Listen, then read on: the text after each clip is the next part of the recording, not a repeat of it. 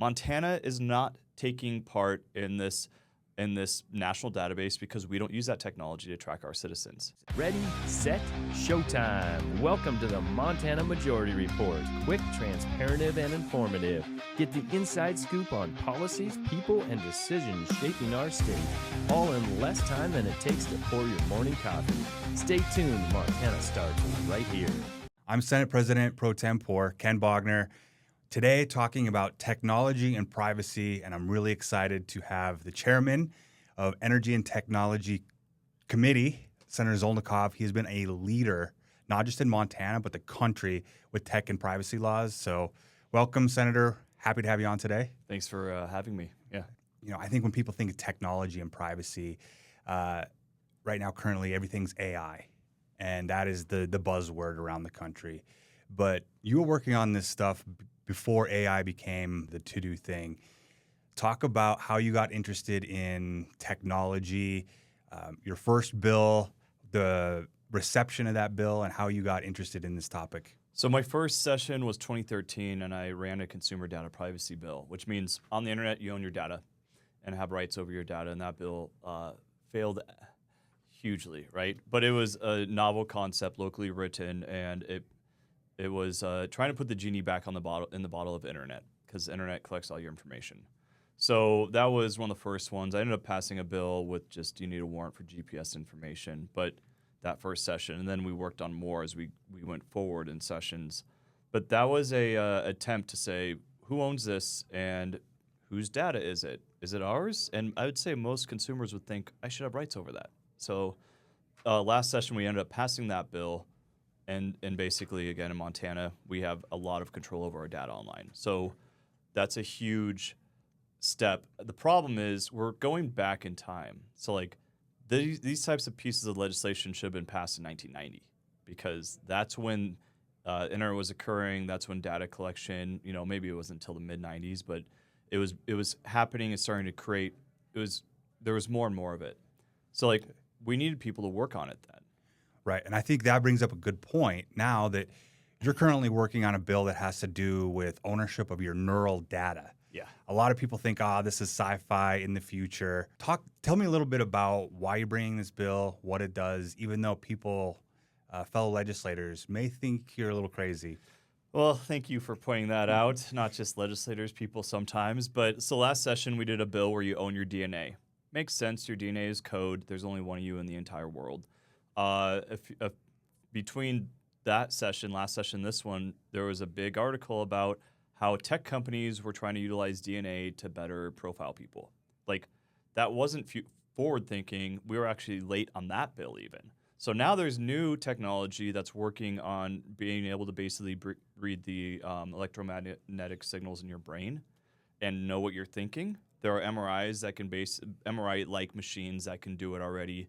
There's Neuralink. There are other technologies, including gaming technologies, like that are looking to understand what you're thinking while you're thinking it.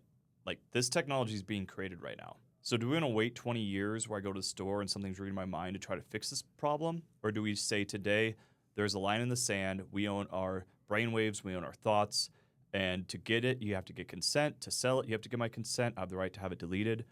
Why not do it today? Why wait for the problem tomorrow? You'd mentioned your first bill was in 2013, and if I'm not mistaken, you were given a black helicopter toy. Just as a little point that you're crazy. Can you talk about how have some of these bills come to fruition, and is it hard to convince legislators that haven't grown up with maybe the internet or computers that this is what we need to focus on? Warrant for GPS information. Got a black helicopter award from one of the people I served with in the House. And then 6 to 9 months later, the Edward Snowden U.S. is spying on their citizens came out, and all of a sudden it was the first bill like its type in the nation, and it was like very timely. And then after that, it got a lot easier because people were like, whoa, what about all this other data being collected? I did one in 2017 for license plate readers, really limiting it because at that point, the argument was this is going to be uploaded into a federal database.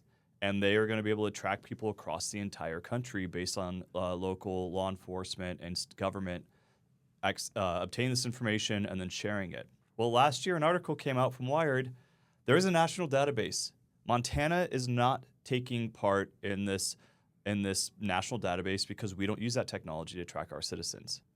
That's great. Yeah, it's That great, is- and it was crazy. Like, it's crazy, not a crazy idea, but crazy to see that what we fear is coming to fruition, not when we're 80, right. not when we're 60, but a few years later. It's scary stuff. And you and Montana have been on the cutting edge of making sure that Montanans' privacy rights, their property rights are protected.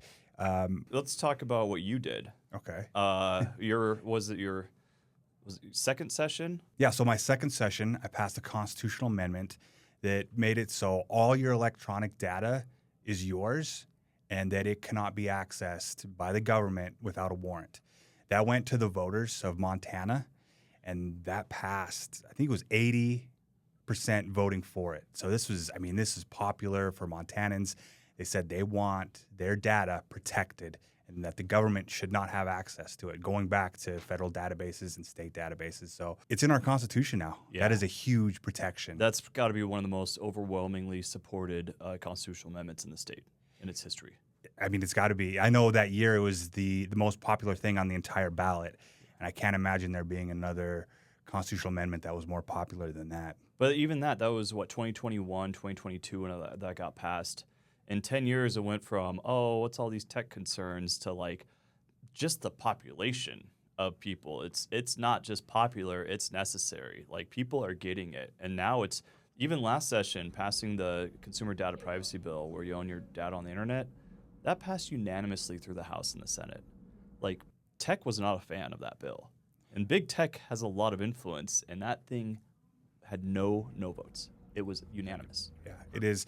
And I think it goes back to what people are seeing in their everyday life is, they hop on a social media platform and some content pops up that they were just talking about.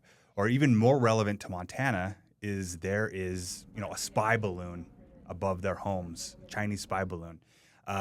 Maybe it doesn't relate exactly to tech, but it is privacy.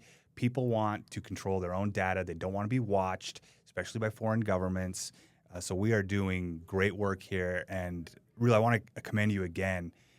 You had to work very hard your first session to get some of these bills passed, and now, like you said, they're going through unanimous. You've built a lot of trust from the legislature, and other legislators have really understood that Montanans care about this stuff. And the best thing too is, like, we kept it very bipartisan. So, like, you're a Democrat, you're a Republican, I don't care. You come up with an idea, let's talk about it. It's not one party covets it, the other party pushes against it. It's like, we can do this, and people agree with it. It's just good ideas. Very good point. There is a privacy caucus. I wouldn't say it's official, but it's a loose group of individuals who care about tech and privacy, and it is bipartisan. Senate Republicans, Senate Democrats, House Republicans, House Democrats, everyone is concerned about this and making sure that it doesn't go off the rails to make it a partisan issue, but that everyone is covered and it's a priority for everyone. Well, let's swing back. We started out with AI. I think we've had some pretty interesting AI-related bills, and one of them I passed through the legislature this time. It's kind of AI, but it's a little bit more of an abstract, bigger thought, is computation. So we passed the bill, right to compute, through the Montana legislature this session, and that was one of the ones I got to sponsor. And we're looking bigger. So everything we do is computation. We use our computers, our phones. We're using this to basically do more with who we are right now. So we're able to, maximize our skill sets. And this is saying we are supporting that. That is a interesting step because a lot of states are saying, we don't understand it. We're going to try to ban it, limit it, put some interesting standards in place. But the key of AI legislation is actually owning your data, because all AI is massive inputs and outputs.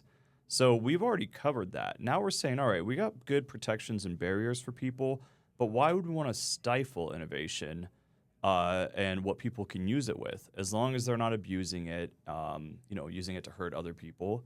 There's a lot of benefits here, and just a lot of states are reactionary and afraid, and we don't want to miss out on the good either. That's what I'm most proud about Montana, is we're protecting privacy without banning industry. we still want innovation to thrive and for Montana to be a place for that to happen. And I think we've done a really good job of threading that needle of making sure that people are protected, industry can thrive. Just got to make sure that we know what you're doing. People have protections over their data, but please come here, innovate. We want to be the leader in the world when it comes to tech. That's right. And a lot of our bills are just focused on get my permission before you use my data. That's it. It's down to the individual level.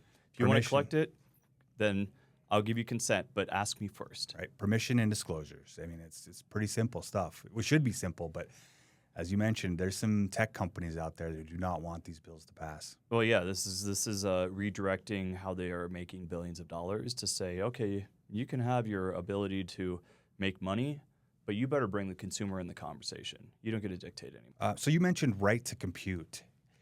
What does that mean? I mean, if you're on the street and someone says right to compute, how would you describe that to them? Well, that's kind of going back to it is we have the right to utilize technology and to use it in a way that benefits us, because there has been other AI bills that are just, you can use it for this, but if you use it that way, then you need to have all these disclosures and other things like that. We're looking at it in a broader scheme of this is just an extension of us. It's just like a vehicle. I could walk or I could drive, and it just gets me there faster. It's a tool. So we used to be a very industrious society where we're trying to maximize what we can do. Instead of washing clothes by hand, we use a washer and a dryer, right? That was to save time so we could do other things in that time versus spending 4 hours.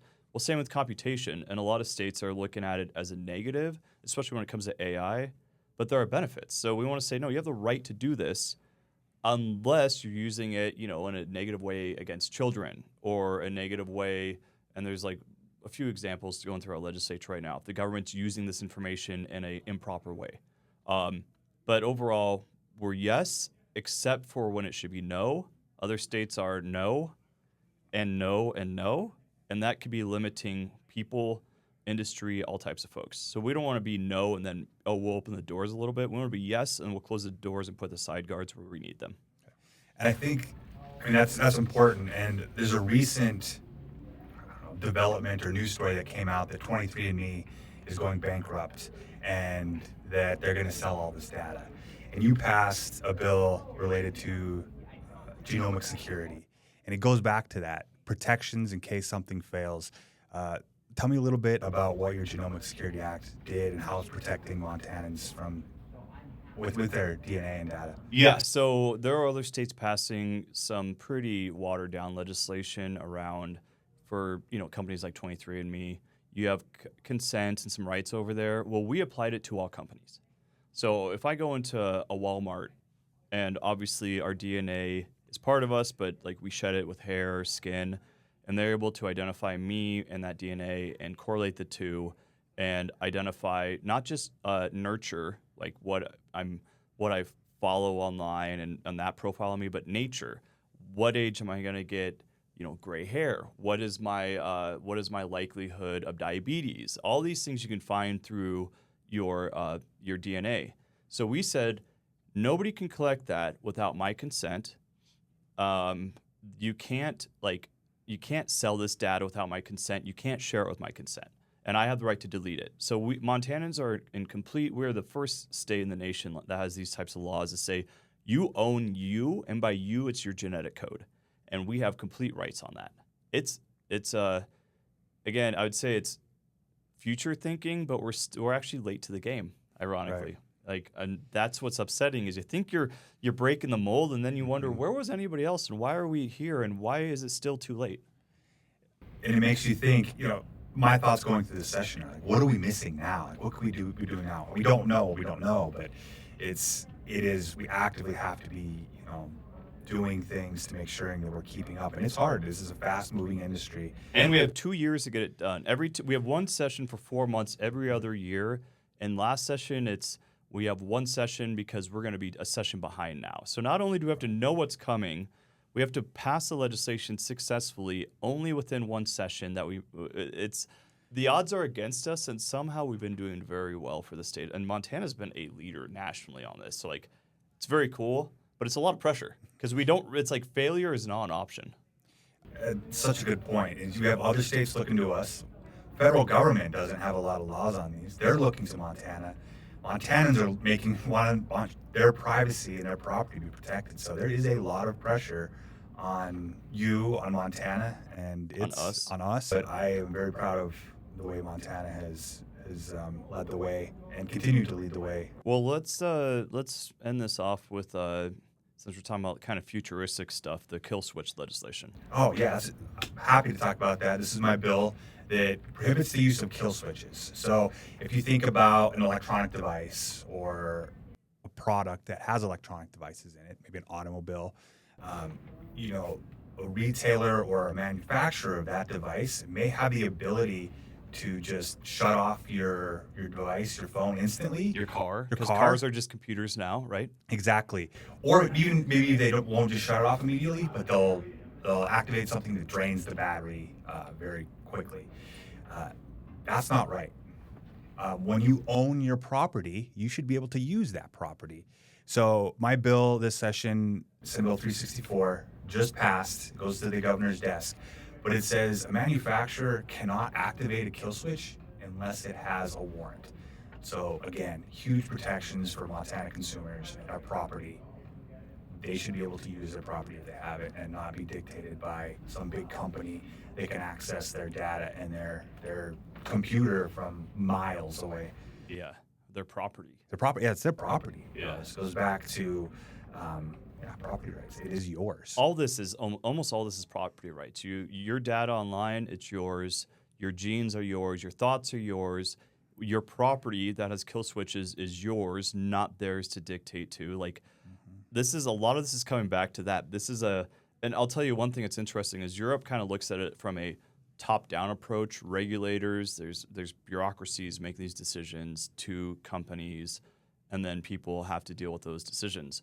We go the other route where people get to make these decisions. All we're trying to do is empower people, identify this as property, and then have them say, yes, you can take my genes, you can have a kill switch, or no, we don't want to because that's mine, right? Like, the people are in the conversation. The decision should be on the person and not the company. That's right. Senator Zolnikov, Chairman, really appreciate you talking through tech and privacy.